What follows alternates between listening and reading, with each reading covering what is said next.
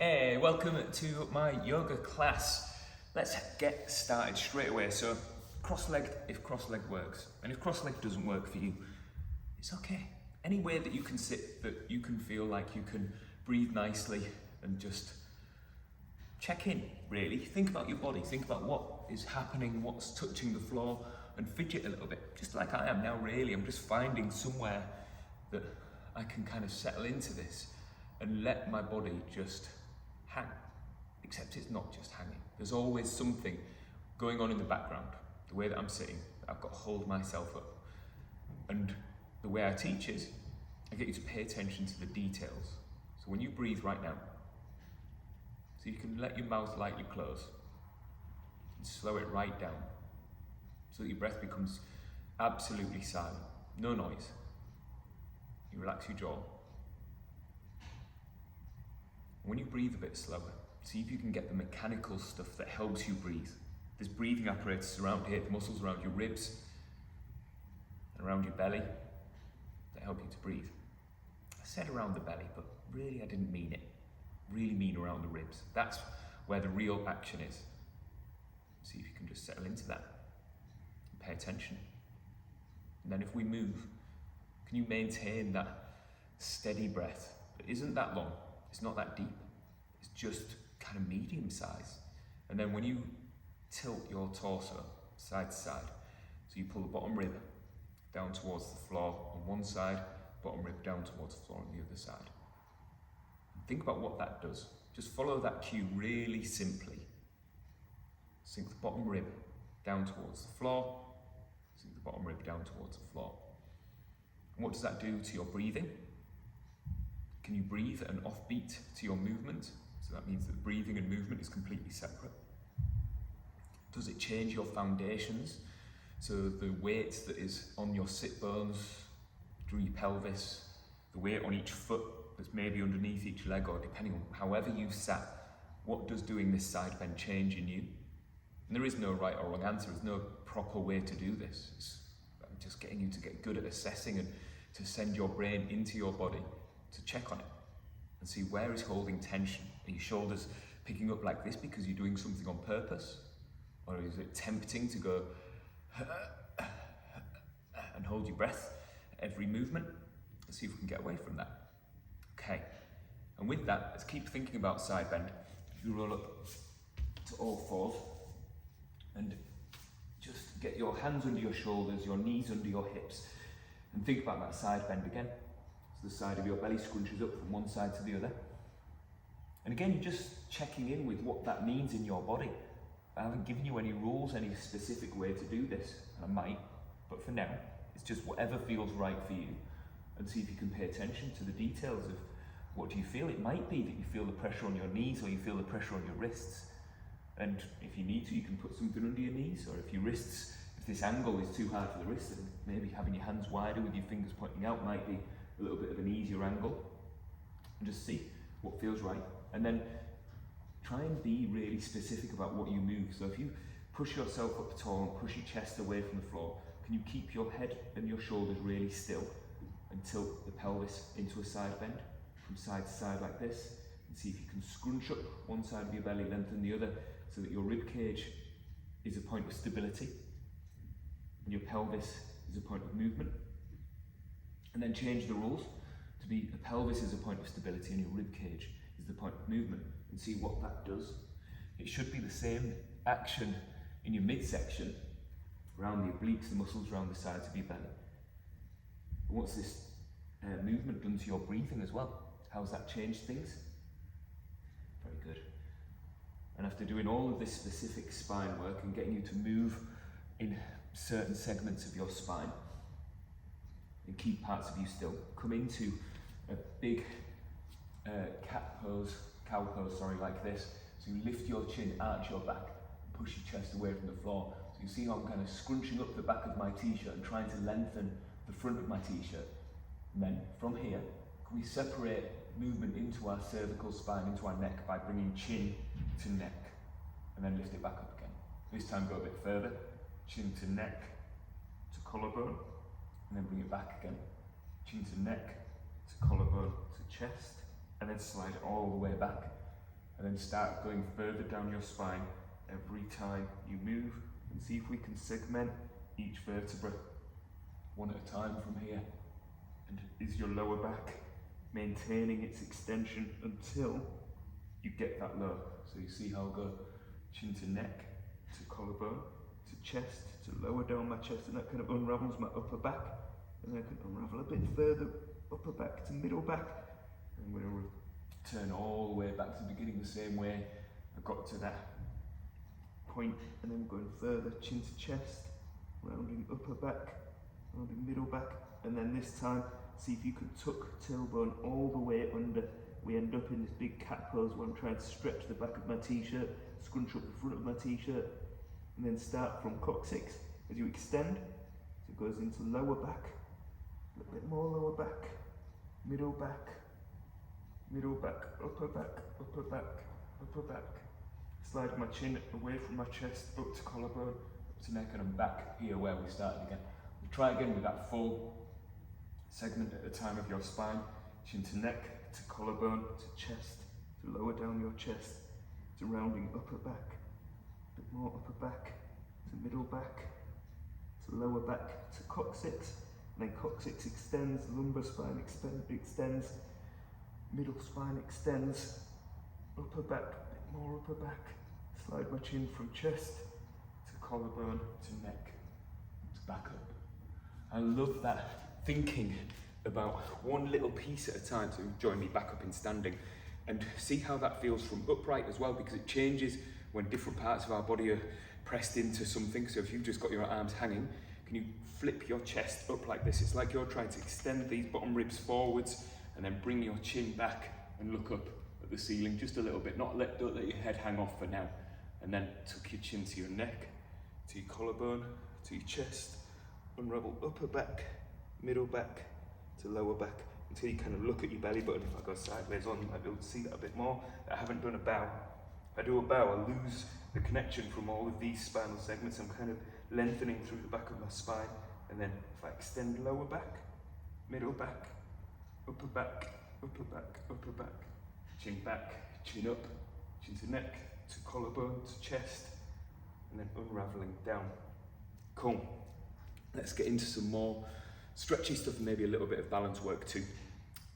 I'm going to look at this hip stuff. So if you like pigeon pose, if you like 90-90, we have to think about how that relates to when we stand up and when we use these tissues, these muscles, to help us propel forwards, to help us stand, to be stable.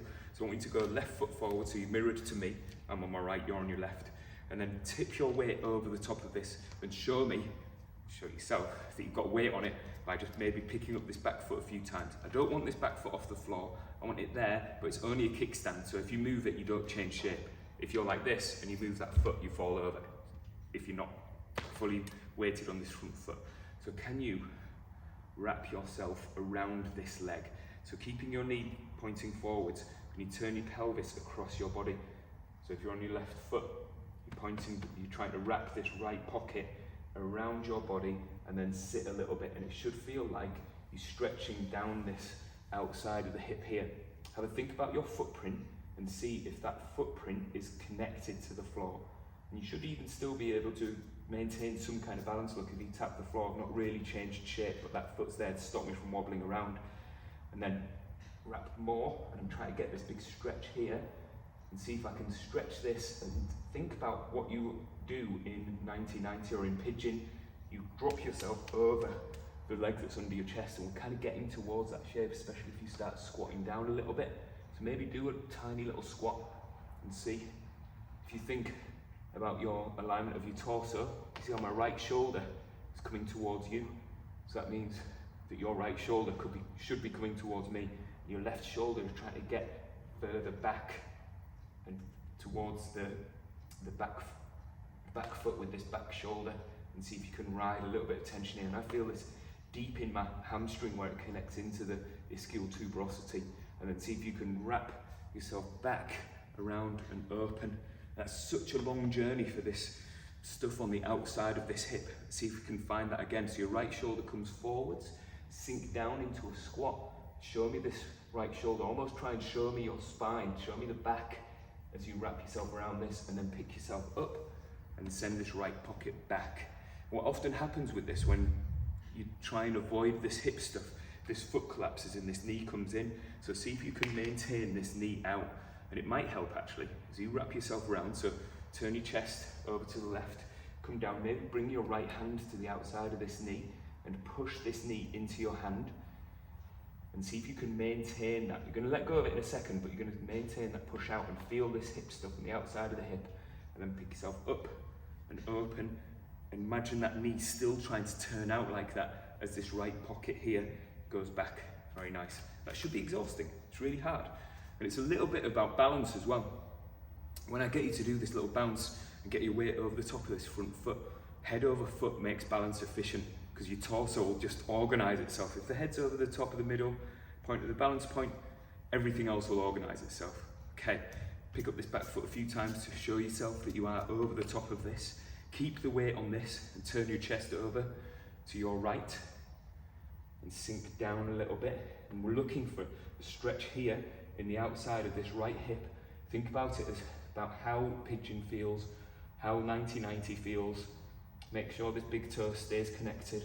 Maybe you can bring this left hand across and push it into the outside of your knee, and you'll feel this hip stuff connect. And can you use this hip stuff to contract and pick yourself back up?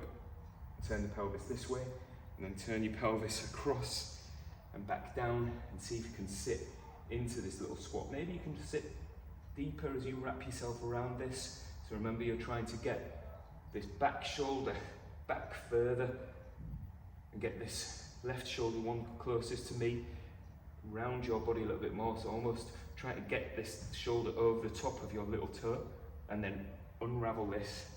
Keep this knee stable, so the knee's still trying to turn out this way as you open the pelvis up, and drop back down and pick yourself back up.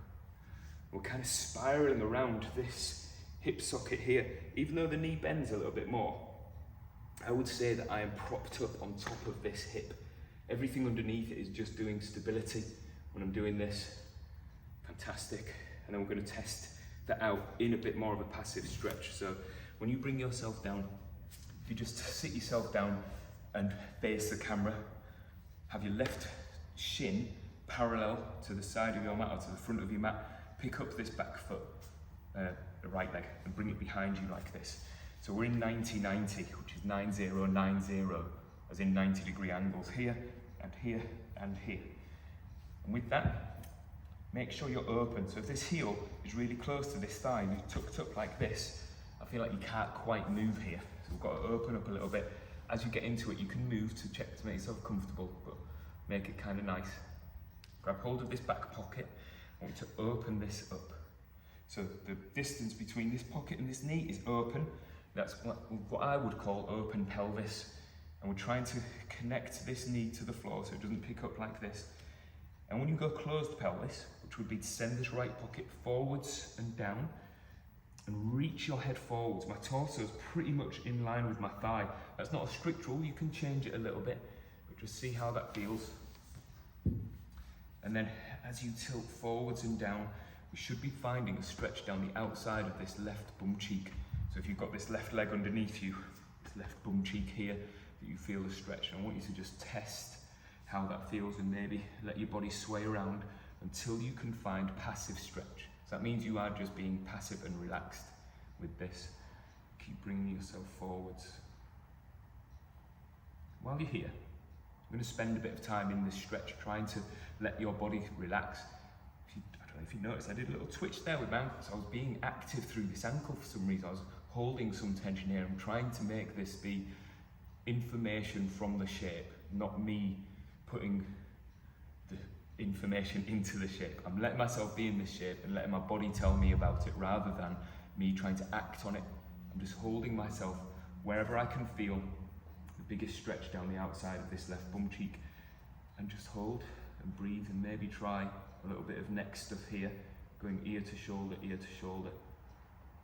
I like doing neck things here because I'm pretty jammed into a shape and I cheat less, because when we do standing neck stuff, people do a lot of this and kind of help with the rest of their spine. I want to separate out neck, this side to side motion, while you are settling into letting this hip stretch.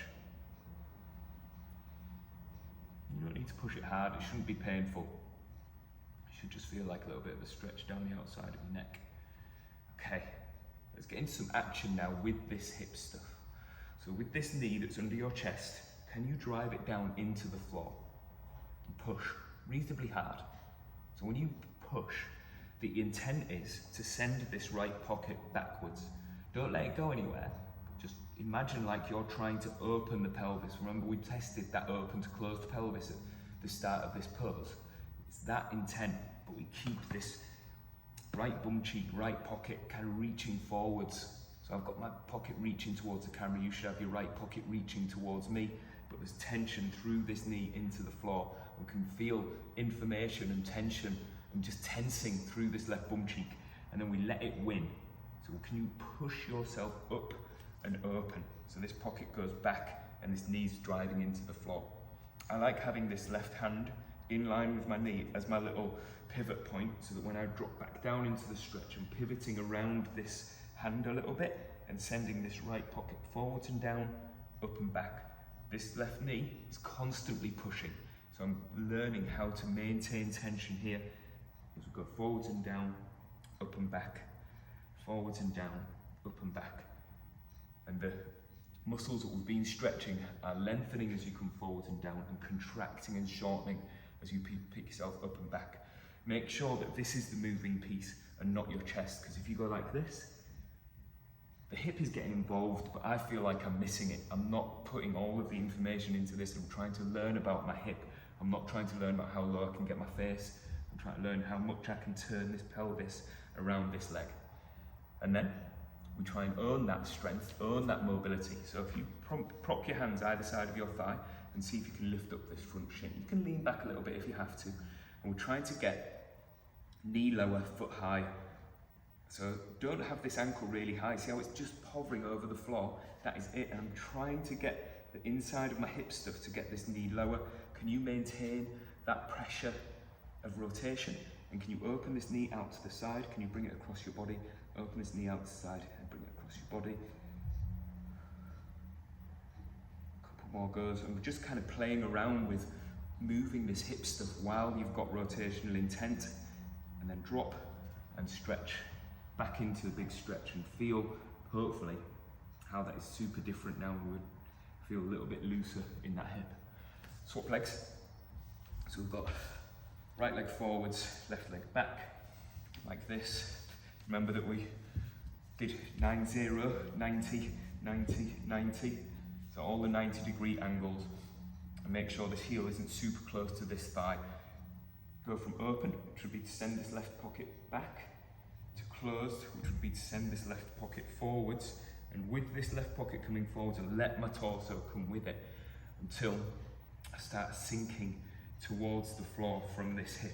It's not about how low you can get your chest or your head, because I'm quite happy lying here with my face on the floor or propped right over, but I don't do any more for this right hip, which is the action point. I'm really trying to pay attention to the angle of this pelvis relative to this thigh. So the more this pocket comes over, the bigger the stretch down the outside of the right hip.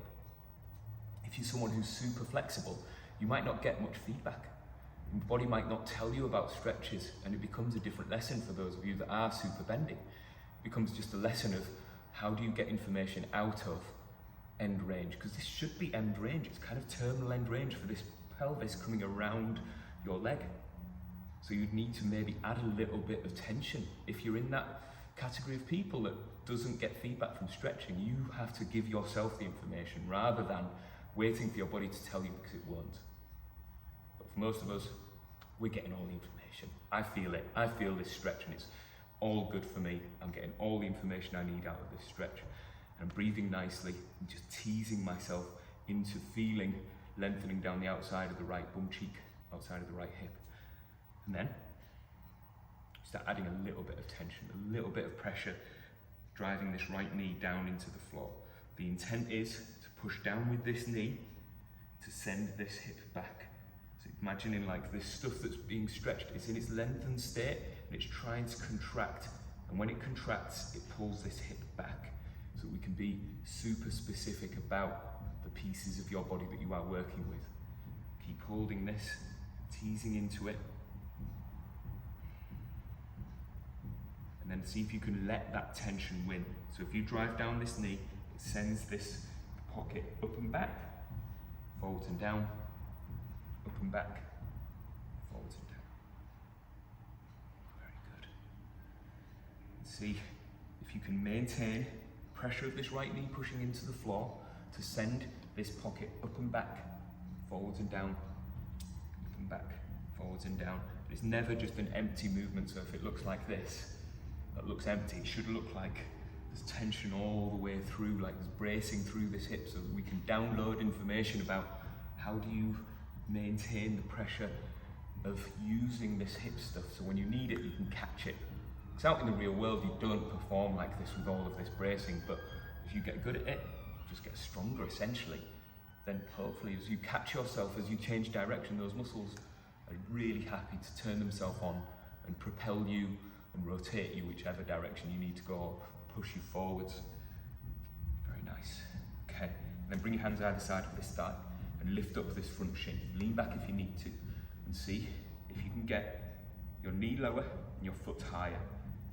Never going to be higher here, not really, unless you like really lean out to the side or something, but we should be able to get information into this hip, owning this external hip rotation the best you can. How high can you get this foot? How low can you get this knee? And then, can you articulate with that tension? Bring the knee out to the side, bring it across your body, bring it out, bring it across. How do you breathe when you're putting in this big effort? Because it is big effort, it's big exercise. Hard work, and then soften and send left pocket forwards and down. See how does that end range feel now after all of that hard work. Very good. Okay, let's get into a little bit of shoulder blade and shoulder stuff. So I'm going to go kneeling. You can come into whatever seated works for you. If you're not happy sat on your feet like this, absolutely just change. Even if you're at home doing this, then you can sit on your sofa and do this, or sit on a little stool and do it, but I want you to feel like you can move your shoulder blades separately from everything else. This is kind of the theme of the whole class really, is move without moving things you don't want to. So wrap your right arm around your pocket, so across your body like this. Turn your chest across your body as much as you can, and then see if you can roll this shoulder forwards, up, back, and down while you're in rotation. So when you roll your shoulder forward, it goes away from the spine. You bring it up, bring it back towards the spine and slide it down. See if we can get the biggest range of motion you can out of this shoulder blade, slowly, without pain. Very good. Amazing. Then change direction. I like this rotated shape because it stops me and clients and pupils from doing this. I've often seen it's so hard to tell someone to stop when they don't know they're doing it, but if I put you in an end range position, you might do a little bit better. Very good. And then I want to see, can this arm stay overhead? Ideally, bicep behind the ear for now, but if it's painful here or you just can't, anywhere forwards gets easier and easier. And then do a big shrug out of your body with the arm and then into your body with the arm. Really, it's shoulder blade up, shoulder blade down, and see if you can maintain bicep behind the ear without craning your head forwards like this. How does that feel to move this shoulder blade around? I'm still in a bit of rotation here. I could be doing better with that rotation as well. Try and keep torso still. Now, if your elbow picks up this movement and you're sharing it, don't share. Just try and send this information only into the shoulder blade, and then try the other side. So wrap your arm around your body. Oh, it's down here first, sorry. Big circles, forwards, up, back and down. Forwards, up, back and down. Pay attention to the details. Maybe try and keep your elbow straight in this as well. Probably get a few little clicks and things. I'm getting a little click, and it's just information. It's nothing really. Clicks in our body aren't anything to worry about. They're a natural part of human movement. The only issue is when it hurts. Then we need to really address that clicking, but for the most part, you can just move and change direction, bring it back, up, forwards and down.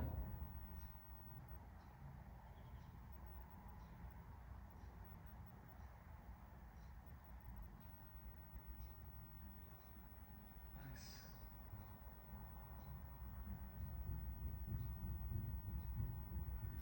Then bring your arm overhead and see how can you get this shoulder blade to perform. You reach your arm out of the body, slide it back into the body, bring it out, back in, out and back in.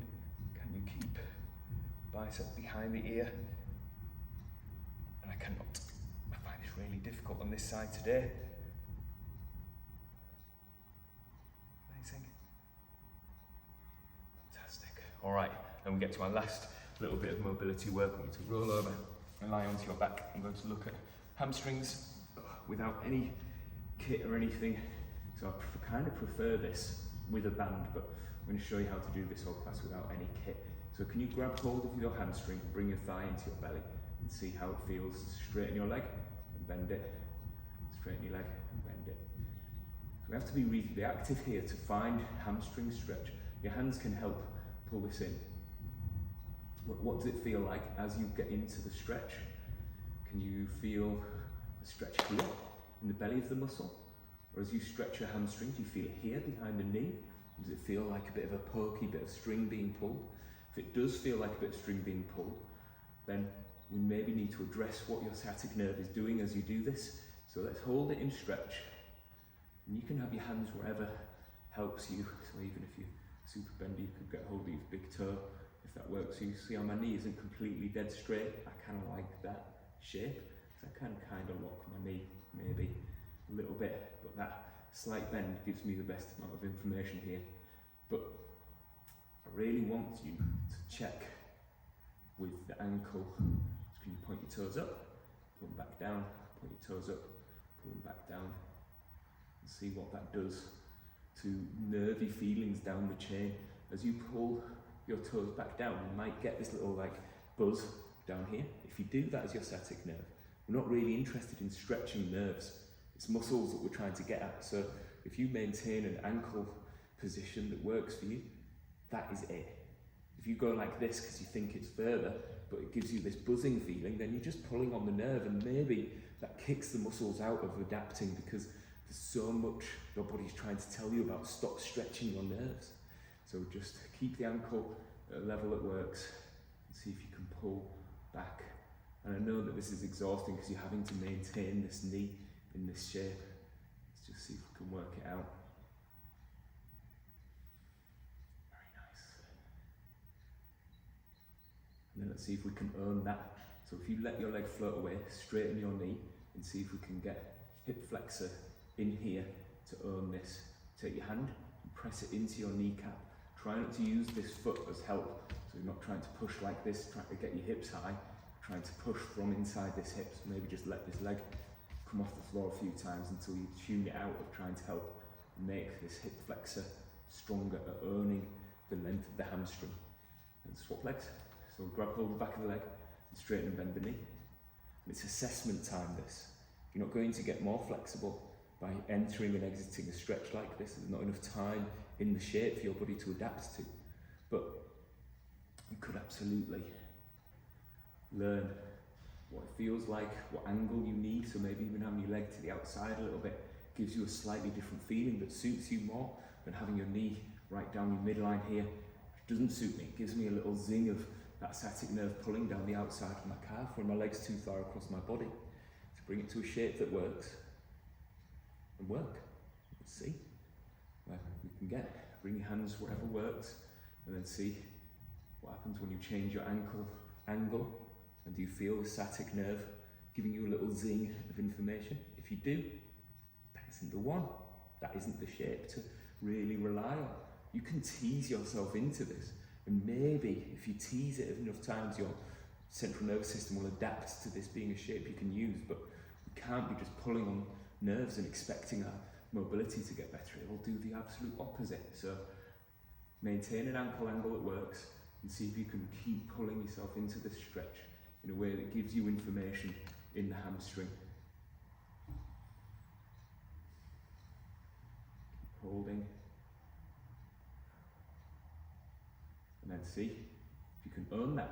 So make sure this foot is out of the deal. Earn it. Hip flexors, muscles in the belly.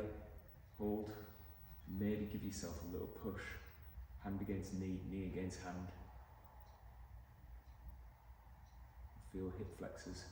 Earn this. Soften. Bring yourself down. Reorganize yourself on the floor. So it means lifting your hips up a few times, lift your shoulder blades up, bring your shoulders away from your ears, maybe lengthen the neck. Relax your hands onto your rib cage and just breathe. Your ribs expand, ribs draw in. How did you arrive at relaxed? And then check by pushing both heels down, both elbows down, and we get tension down the back of our body. Can you maintain calm breathing with this tension? Checking with your forehead, with your jaw. And then when you fade it all out, come back to soft and hanging. How does that feel? Fantastic. And then gradually rock yourself side to side a couple of times. Bring yourself up and then seated. Cross-legged. Move yourself around a little bit. Palms together. Namaste. Thank you so much. Let me know what you think. I'll see you all soon. Bye.